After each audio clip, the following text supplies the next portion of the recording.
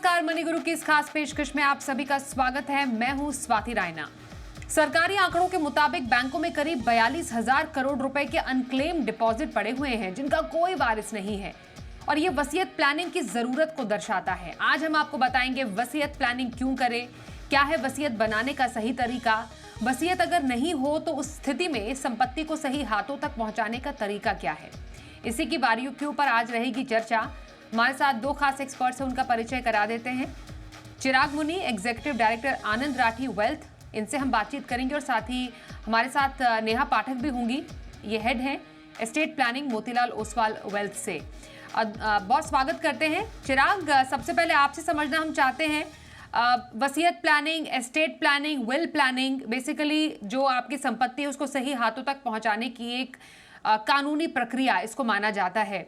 अगर हम बहुत ही सिंपल भाषा में, आसान से लैंग्वेज में समझें कि वसीयत प्लानिंग क्या होती है, क्या क्या इसमें आप अपने जो वारिस है या नॉमिनी उनको पास ऑन करते हैं, तो इसको कैसे समझे, सिंपल डेफिनेशन क्या रहेगी इसकी?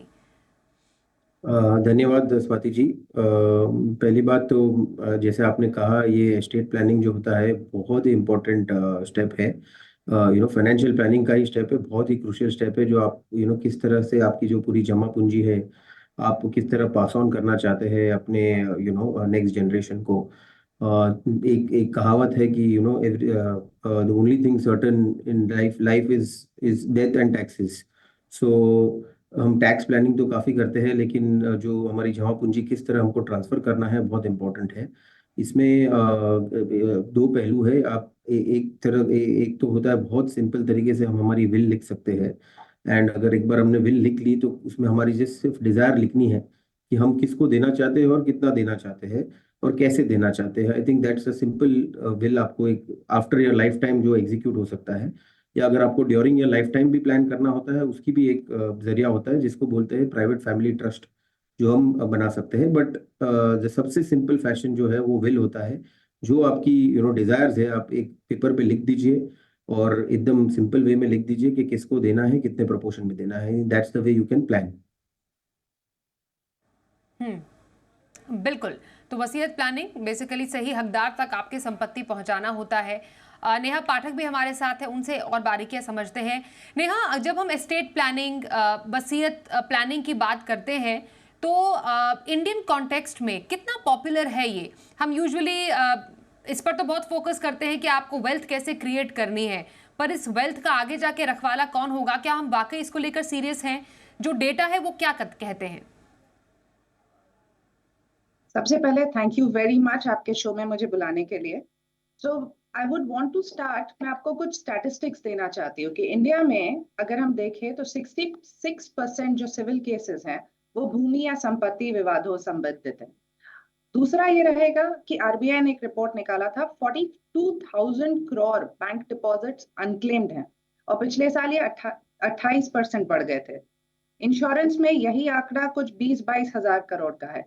सो हम अनुमान लगा सकते हैं कि एस्टेट प्लानिंग की स्पष्ट कमी है हमारे देश में। और अगर एस्टेट प्लानिंग करनी है तो इंडिविजुअल्स को अपनी संपत्ति, assets, shares, partnership shares, jewellery सबको प्लान करना होगा और ये प्रक्रिया उनको अपने जीवन काल में शुरू करनी होगी।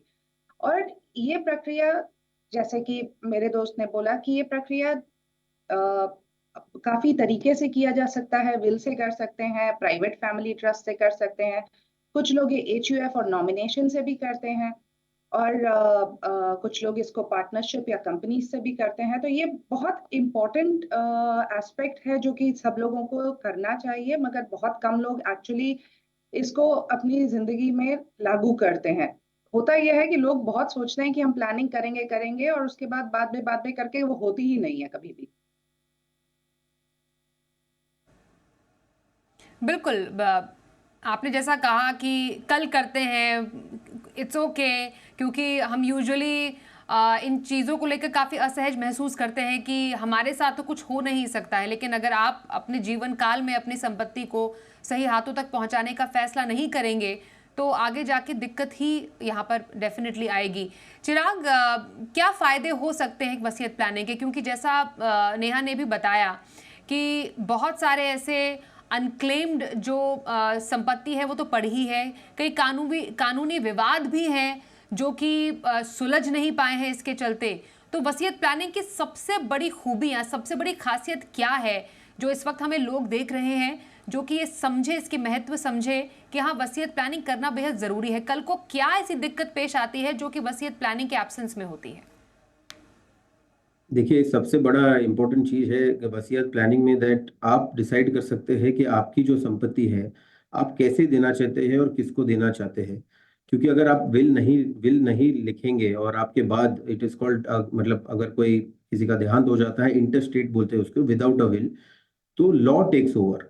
लॉ आपका डिसाइड करेगा किसको कितना जाना है, and that too it is depending on your religion. So for example, अगर आप हिंदू है या फिर सिख है या फिर जैन है या बुद्धिस्ट है, तो आपको हिंदू सक्सेशन एक्ट लग जाता है। 1956 हिंदू सक्सेशन एक्ट बोलते हैं उसको। जैसे कि मैं अगर एग्जांपल दूं कि अगर कोई मेल हिंदू गुजर गए और उसके बाद अगर उनके पास विल नहीं है, तो आइडियली जो एसेट्स है वो जाएंगे इक्वली बिटवीन मदर, चिल्ड्रन और उनके स्पाउस को। अगर ये ऐसा नहीं है कि उन तीनों को किसी को देना नहीं है, बट कौन से प्रपोर्शन में देना है वो आप डिसाइड कर सकते हैं। कभी कभी होता है कि मेरे 2 बच्चे हैं, एक बच्चे को मुझे ज्यादा देना है because is not doing well, what ever, but आप खुद डिसाइड कर सकते हैं। यहाँ पे लॉ डिसाइड कर लेगा कि सबको इक्वल जाएगा, जैसे आपकी मदर, आपके स्पाउस और आपके चिल्ड्रन को इक्वल जाएगा। सिमिलरली अगर आप क्रिश्चियन या फिर आप पारसी हो, तो आपको इंडियन सक्सेशन एक्ट 1925 लग जाता है, जहाँ पे अगर क्रिश्चियन हो तो 1/3 ऑफ द एसेट्स आपको स्पाउस को देना है, बाकी को आपको लीनियल डिसेंडेंट्स को देने हैं। अगर पारसी है तो अगर आपको सिमिलरली आपको इक्वल देना है बिटवीन स्पाउस एंड चिल्ड्रन, लेकिन अगर माँ बाप भी जिंदा है तो उनको भी half the share of the children देना है। अगर आप मुस्लिम है तो आपको शरिया लॉ लग जाता है। ऑफ कोर्स मुस्लिम में आप सिर्फ 1/3 आपका शेयर विल कर सकते हैं, लेकिन 1/3 तो डिसाइड कर सकते हैं, बाकी का 2/3 पूरा आपका शरिया लॉ के द्वारा जा सकता है। एंड शरिया लॉ में भी काफी सारे कॉम्बिनेशन होते हैं, डिपेंडिंग ऑन कौन किसकी विल है और कौन बचा है और कौन नहीं। फॉर एग्जाम्पल, अगर अगर कोई मेल मुस्लिम गुजर जाते हैं और उनके पास चिल्ड्रन है और बीवी है, तो उनको 1/8 ऑफ द शेयर बीवी को जाता है, 7/8 बच्चों को जाता है। वो 7/8 भी डिस्ट्रीब्यूशन अगर सन है तो उसको 2:1 रेशियो में जाना चाहिए, so on and so forth. So बहुत सारी चीज आ जाती है। सो लॉ डिसाइड करता है, आप डिसाइड नहीं कर सकते। सो ये मेरे हिसाब से सबसे इम्पोर्टेंट चीज है कि आपको वसीयत क्यों प्लान करनी चाहिए। बाकी of course there are several other things कि अगर वसीयत अगर नहीं प्लान करेंगे तो एक काफी कॉस्टली अफेयर भी हो जाता है। आपको लॉयर के पास जाना पड़ेगा, आपको सक्सेशन सर्टिफिकेट लाना पड़ेगा, टाइम कंज्यूमिंग हो जाता है। फिर आपने अगर ठीक से एसेट्स कहाँ पे क्या क्या है लिखे हुए नहीं है, तो आपकी जो नेक्स्ट जनरेशन है वो पिलर टू पोस्ट भाग रहे ढूंढने के लिए कहाँ पे एसेट्स है। क्योंकि एक जाने के बाद आपको इमोशनल बर्डन तो रहता है, बट फाइनेंशियल बर्डन नहीं आना चाहिए। Is why you should write a will. End of course will नहीं है तो क्लैरिटी नहीं है, कोई क्लैरिफाई करने के लिए भी नहीं है। शायद जो चला गया वो चाहता भी नहीं था कि झगड़े हो, बट शायद झगड़े हो जाए बिकॉज कोई क्लैरिटी नहीं है किसको कितना जाना है। सो ये सब सारी चीज बहुत इंपॉर्टेंट होती है, इसीलिए वसीयत प्लानिंग करना बहुत ही जरूरी है। बिल्कुल बिल्कुल चिराग, आपने सही बोला। और कई तो ऐसे मामले हमें खुद दर्शकों के सवाल आते हैं कि किन्हीं के ग्रैंड पेरेंट्स, दादा शहर छोड़कर चले गए और उसके बाद पता चला कि कोई किसी टाइम पर कोई शेयर खरीदा था। तो ये कुछ बारीकियां होती है जो दिक्कतें पेश आती हैं अगर आप प्रॉपरली एक तो ना बताते हैं अपनी फैमिली को कि आप अपने निवेश की जानकारी देते हैं, ना ही आप नॉमिनी बनाते हैं या विल प्लान करते हैं। नॉमिनी से एक बात नेहा समझना बेहद ज़रूरी हो जाता है, एक बहुत ही थिन लाइन है और ये थिन लाइन को समझना काफ़ी इंपॉर्टेंट है। हम यूजुअली अभी किसी भी इन्वेस्टमेंट में नॉमिनी बनाते हैं। मृत्यु होने की स्थिति में जो पैसा होता है या शेयर्स हैं या जो भी फाइनेंशियल जो जिम्मेदारी होगी वो नॉमिनी को जाएगी। एक नॉमिनी और एक लीगल हेयर जिसको हम कानूनी वारिस कहते हैं, उनमें डिफरेंस क्या है और दोनों के राइट्स क्या होते हैं?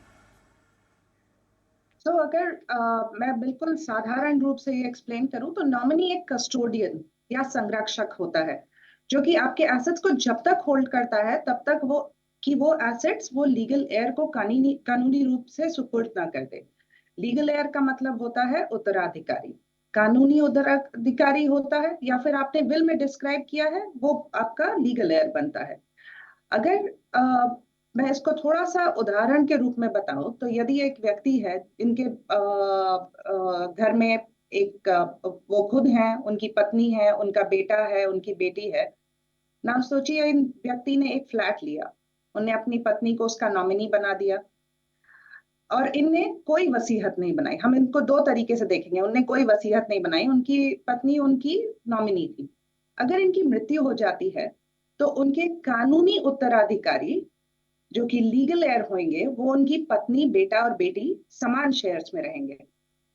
जब तक ये फ्लैट इन लीगल हेयर्स को दिया नहीं जाता है तब तक पत्नी नॉमिनी के रूप में फ्लैट को अपने पास रखेगी। नॉमिनी इज लीगल रिप्रेजेंटेटिव, ये सिर्फ होल्ड करते हैं जब तक कि आप वो लीगल हेयर को दे नहीं देते हैं। और दूसरी तरह से अगर आप देखेंगे, अगर उनने विल बनाई है, विल में उनने लिखा है कि ये मेरा फ्लैट है, ये मेरे फ्लैट मेरे बाद मेरी धर्मपत्नी को जाएगा और अगर वो ना रहे तो मेरे दो बच्चों के पास इक्वली जाएगा, then in that case the legal heir becomes not the wife being a nominee also can become a legal heir. So nominee और legal heir सेम भी हो सकता है, अलग भी हो सकता है, डिपेंड करता है आपने क्या लिखा है और लॉ क्या बोलता है। ओके, तो ये नॉमिनी और लीगल हेयर, कानूनी वारिस की कुछ बहुत ही छोटी बारीकियां हैं पर ज़रूरी बारीकियां हैं जो नेहा ने बताई। एक ब्रेक के लिए रुकेंगे क्योंकि ब्रेक के बाद समझना ज़रूरी है कि जब आप वसीयत बनाने जाते हैं तो आपको किन बातों का ध्यान रखना चाहिए, गवाह कितने इंपॉर्टेंट होते हैं, टू डू जो होता है वसीयत वो क्या रहनी चाहिए, क्या वसीयत को भी चैलेंज किया जा सकता है, इस पर भी चर्चा रहेगी थोड़ी सी देर में। देखते रहिए मनी गुरु।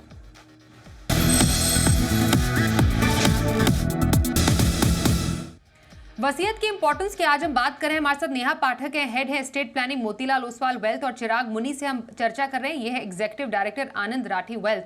चिराग, एक बहुत ही आसान सा सवाल है जो कि अभी दर्शक हमसे जानना चाहते हैं, क्या वसीयत बनाने की कोई उम्र है? हम यूजुअली कहते हैं कि जो उम्र दराज लोग हैं उनको कहा जाता है चलो अब तो विल बना दो, मतलब ये सुनने में बहुत ही अजीब सा स्टेटमेंट लगता है, पर वसीयत बनाने का सही जो टाइम है वो क्या होना चाहिए? देखिए, उसकी वसीयत बनाने की कोई टाइम नहीं होता है। एज लॉन्ग एज आपके नाम पे कोई भी संपत्ति है तो आप अपना विल बना सकते हैं। इंडिया में एक थोड़ा टैबू हो जाता है, किसी को बोले कि आप विल बनाइए तो वो बोलते हैं अभी तो मेरी उम्र ही क्या हुई है, या फिर मैं अगर बात करूंगा तो इनसिक्योरिटी पैदा हो जाएगी फैमिली में, या तो मुझे विल की ज़रूरत ही नहीं है बिकॉज मेरे सब बच्चे सब ठीक ठाक है, सब कॉर्डियल है। लेकिन जैसे मैंने बताया कि अगर अगर आपकी विल नहीं होगी क्लियरली तो काफ़ी सारे दिक्कत आ सकती है, इसीलिए विल बनाना बहुत ज़रूरी है। और उम्र का कोई इसमें इशू नहीं है, एज लॉन्ग एज आपके नाम पे संपत्ति है आप अपना विल बना सकते हैं। ओके। नेहा, एक बात बताइए, जब वसीयत बनाई जाती है तो उस दौरान जो विटनेस होता है उसकी इम्पोर्टेंस क्या है, किसको विटनेस रखना चाहिए, और सबसे इम्पोर्टेंट, जब आपने एक बार वसीयत बना दी क्या उसको बाद में बदला भी जा सकता है? एक बार आपने डिसाइड किया कि किसी एक पर्टिकुलर पर्सन को संपत्ति जानी चाहिए, कल को आप डिसाइड करते हैं नहीं मुझे किसी और को ऐड करना है या उसको नहीं देना किसी और को देना है, तो वसीयत को कितनी बार बदला जा सकता है? तो गवाह की इंपॉर्टेंस और कितनी बार बदलाव संभव है? ओके, जब हम लोग वसीयत की बात करते हैं तो हर हिंदू व्यक्ति अपनी वसीयत बना सकता है। हर व्यक्ति जिसके पास संपत्ति हो वो वसीयत बना सकता है। उनको सिर्फ 18 वर्ष की उम्र से ऊपर होना होगा, साउंड माइंड का होना चाहिए और जो लीगल कॉन्ट्रैक्ट साइन कर रहे हैं उस तरह का होना चाहिए। हर संपत्ति के लिए बनाया जा सकता है ना। अगर आप उसको किसी भी वक्त बना सकते हैं तो हमारे को इस बारे में ध्यान रखना चाहिए, लाइक हम लोग अपना मेडिकल चेकअप करते हैं उसी तरह से हम लोगों को अपना विल चेकअप भी करना चाहिए। हर 1-2 साल में एक बार विल देख लेना चाहिए कि उसमें जो हमने लिखा है वो अभी भी लागू होता है कि नहीं। हो सकता है मैंने जब पहले विल बनाई हो तब मेरे पास एक घर हो, इन्वेस्टमेंट्स हो, एक बैंक अकाउंट हो।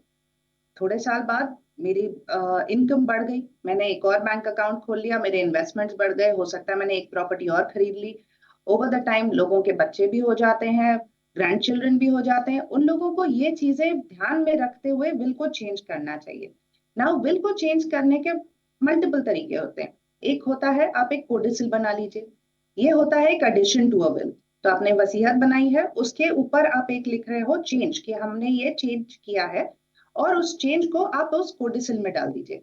जो पर्सन विल लिखता है वही कोडिसिल लिखता है। उस कोडिसिल को भी उस व्यक्ति को साइन करना बहुत जरूरी है। उसके साथ दो या उस दो से ज्यादा विटनेसेस को साइन करना बहुत जरूरी है। ये witness, as you asked me, कि विटनेस का क्या इंपॉर्टेंस है ना। विटनेस का ये इंपॉर्टेंस रहता है, ये होते हैं साक्षी। ये बताते हैं कि हमने इस इंसान ने जिनने विल लिखी है उनको साइन करते हुए देखा है, इसी विल पे साइन करते हुए देखा है। सो अगर कल को ये विल को चैलेंज किया जाता है तो यही लोग हैं जो जाकर कोर्ट में एफिडेविट देंगे या गवाही देंगे कि ये हमने साइन की थी और हमने इन व्यक्ति को साइन करते हुए देखा था। तो ये बहुत महत्वपूर्ण है कि दो विटनेसेस कम से कम साइन करने चाहिए, दो या दो से अधिक भी कर सकते हैं। ओके, तो गवाह की इम्पोर्टेंस बहुत ज़्यादा है। एक बात बताइए चिराग, रजिस्ट्रेशन कितना इम्पोर्टेंट है वसीयत का? एक बार वसीयत बना दी, क्या उसको रजिस्टर करना ज़रूरी है, या अगर नहीं भी किया जाए तो वो भी एक्सेप्टेबल है? देखिए, बाय लॉ रजिस्ट्रेशन कंपल्सरी नहीं है, बट हम रेकमेंड करते हैं कि रजिस्ट्रेशन करना चाहिए, ताकि आपका एक ठीक से रिकॉर्ड रहे रजिस्ट्रार ऑफिस में। आपकी ऑथेंटिसिटी जो होती है विल की, वो डॉक्यूमेंट एकदम लीगल हो जाता है, आपके कॉन्टेस्ट होने के चांस कम हो जाते हैं। तो इसीलिए रजिस्टर कराना बेटर होगा।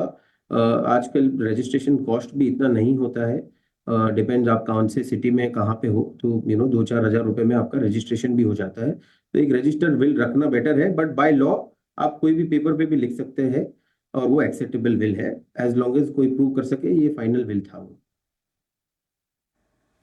ओके, जब नेहा वसीयत में हम जब संपत्ति का बंटवारा करते हैं, हम कई बार ऐसे नॉमिनीज या लीगल हेयर का जिक्र करते हैं जो कि अभी बालिग नहीं हुए हैं, 18 साल से कम उम्र के हैं। ऐसे केसेस में मानिए जिन्होंने वसीयत बनाई है वो अगर नहीं रहते हैं और उनकी संपत्ति एक नाबालिग को जानी है, तो उस केस में क्या सिनारियो बनता है? क्योंकि वो तो अभी मैच्योर नहीं हुए हैं, 18 साल के नहीं, वयस्क नहीं हुए हैं, तो तब गार्जियन कौन होगा, क्या वो भी मेंशन करना पड़ता है? तब तक कौन रखवाली करेगा वसीयत की? इसके बारे में जानकारी देना बहुत जरूरी है। सो क्या होता है, कई बार बालिग होने की एज 18 साल की होती है, मगर कई बार लोग बोलते हैं कि हो सकता है 18 साल का बच्चा पैसे इस तरह से नहीं संभाल सके जिस तरह से संभालना चाहिए। सो वो लोग लिखते हैं कि बच्चे को 24 साल या 26 साल की उम्र में ये पैसा मिलेगा, तब तक एक गार्डियन अपॉइंट करते हैं। अब ये गार्डियन, अगर हम नाम नहीं लिखे तो नेचुरल गार्डियन बन जाते हैं, तो बच्चा होएगा तो उसके माँ बाप नेचुरल गार्डियन होते हैं। अगर हम चाहते हैं कि नेचुरल गार्डियन को हम नहीं इसमें स्पेसिफाई करें, तो हम किसी का नाम मेंशन कर सकते हैं जिसको हम ट्रस्ट करते हैं, जिसपे हमें विश्वास है कि वो हमारी संपत्ति को अच्छे से रखेगा, और फिर इस बच्चे को 24 या 26 या जो भी उम्र का होगा तब उसको ये पैसे उनको दिए जाएंगे। So natural guardian and legal guardian, these are the two aspects. इसको हमारे को अपने दिमाग में रखना चाहिए और ये चीज मेंशन करनी चाहिए। अगर हम बोल रहे हैं कि हम किसी नाबालिग को पैसे दे रहे हैं या कम उम्र वाले बच्चे को पैसा दे रहे हैं, even for special needs child, कुछ लोग रहते हैं जो कि अपना एसेट खुद नहीं संभाल सकते हैं, उनके लिए भी हमारे को विल में गार्डियन बिल्कुल कंपल्सरीली मेंशन करना चाहिए। ओके। और जब हम एस्टेट प्लानिंग की बात करते हैं चिराग, डेफिनेटली बात होती है कि जब आपको अपने एसेट्स को ट्रांसफर करना है अपने सही हाथों में अपने उत्तराधिकारी को, एक विल प्लानिंग हो गई, और भी कौन से तरीके हैं जिसके जरिए अपनी संपत्ति को ट्रांसफर किया जा सकता है लीगल तरीके से?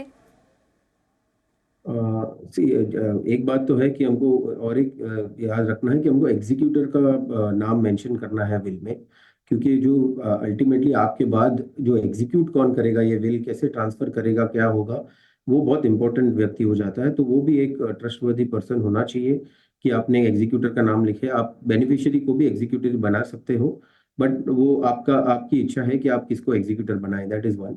दूसरे तरीके तो जैसे नेहा ने कहा कि आप नॉमिनेशन कर सकते हो, but nomination is a custodian.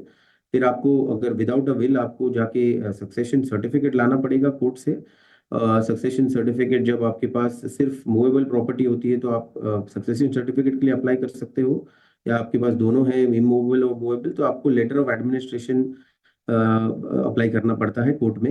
And once court आपको गो अहेड देता है इज व्हेन आप एग्जीक्यूट करके आप ट्रांसफर पूरे एसेट्स कर सकते हैं। So these are the ways, अगर आपके पास विल नहीं है तो these are the ways you have to do, but will is the most easiest way of transferring your assets and during your lifetime। मैंने जैसे कहा कि आपको एक प्राइवेट फैमिली ट्रस्ट होता है जिसके द्वारा आप ट्रांसफर कर सकते हो अपने बेनिफिशियरी को, जहाँ पे आप दो ट्रस्टी ट्रस्टी हो सकता है ट्रस्ट में, और आप ऑलरेडी शेयर एक डिफाइन करते हो कि ये ट्रस्ट बंद होने के टाइम पे क्या शेयर में जाएगा, जो बेनिफिशियरीज है आपके चिल्ड्रन या फिर आपके स्पाउस, डिपेंडिंग ऑन ट्रस्ट का जो स्ट्रक्चर होता है। तो ये तरीके हैं legal way of transferring your assets. बिल्कुल। तो कई तरीके हैं जिसके जरिए आप अपनी संपत्ति को सही हाथों में पहुंचा सकते हैं, पर वसीयत प्लानिंग बहुत ज़्यादा ज़रूरी है जिसका ध्यान रखने की आपको ज़रूरत है। कई ऐसी बारीकियां हैं जो आज हमने अपने इस कार्यक्रम में जानी है, लेकिन कई ऐसी बारीकियां, कई ऐसे सवाल आपके मन में भी होंगे। आप भी अगर जानना चाहते हैं इन सवालों का जवाब तो टीवी पर दिए गए हमारे जो कॉन्टैक्ट नंबर है, हमारी ईमेल आईडी पर अपना सवाल भेज सकते हैं। एस्टेट प्लानिंग से या वसीयत प्लानिंग से जुड़ा हुआ अपने एक्सपर्ट से हम आपके तमाम सवालों के जवाब फिर से जानेंगे। पर आज के इस कार्यक्रम में हमारे साथ इस चर्चा में शामिल होने के लिए नेहा पाठक और चिराग मुनि, आप दोनों का बहुत धन्यवाद हम करते हैं। मनी गुरु में बस इतना ही, रुकते एक ब्रेक के लिए, पर खबरें जारी रहेंगी। देखते रहिए जी बिजनेस।